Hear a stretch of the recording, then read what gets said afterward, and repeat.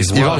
Sarkozy a à craindre une déperdition des voix de ses alliés dès le premier tour. C'est là où la candidature de Morin peut être très dangereuse. Moi, je ne sais pas si l'UMP sera capable de passer le premier tour.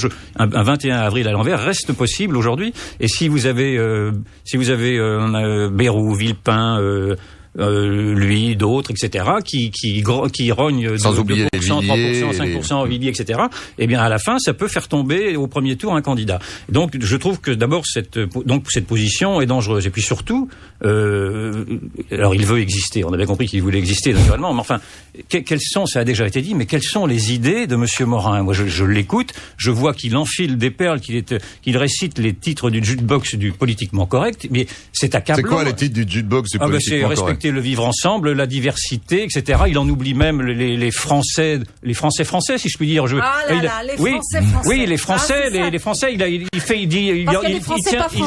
Il tient des discours en disant, je ne supporte pas la stigmatisation des discours qui opposent. Et en même temps, lui-même, on a l'impression, en l'écoutant, moi, j'ai l'impression qu'il ne me parle jamais. Il parle de la France immigrée, de la France ceci, de la France cela, mais il ne parle pas de l'autre. Il y a maintenant deux France. On dit à l'écouter, il y a deux France. Bon, en tout cas, c'est dans ces stéréotypes-là qu'il tombe. Et je trouve que c'est un discours dangereux parce que encore des Français les vieux Français, voilà, ceux qui vous énervent, ces vieux Français qui existent aussi et sur lequel les Français, c'est les vieux Français. Oui, les vieux Français. Je ne sais pas comment appeler ça, mais bon, justement, comme vous avez la France de la diversité, on est vraiment de plus en plus décomplexé, en effet. Comme vous avez la France de la diversité qui ne semble que l'intéresser, il faut bien qu'il y ait la France française qui semble exister également encore un petit peu. Mais surtout, ce que je veux dire, c'est que j'ai beaucoup de mal avec lui parce que je plaisante un peu en disant ça, mais j'ai du mal à le prendre au sérieux. Autant Bayrou était habité, autant Villepin avait une personnalité, autant ces deux hommes avaient une vision littéraire de la France, de ce qu'elle était, de sa culture justement, de ce qu'elle a amené. Et Morin, ça vous le fait pas. Et Morin, je le vois jouer au football, mais je n'entends pas parler de la France, j'entends pas parler des Français, j'entends pas parler de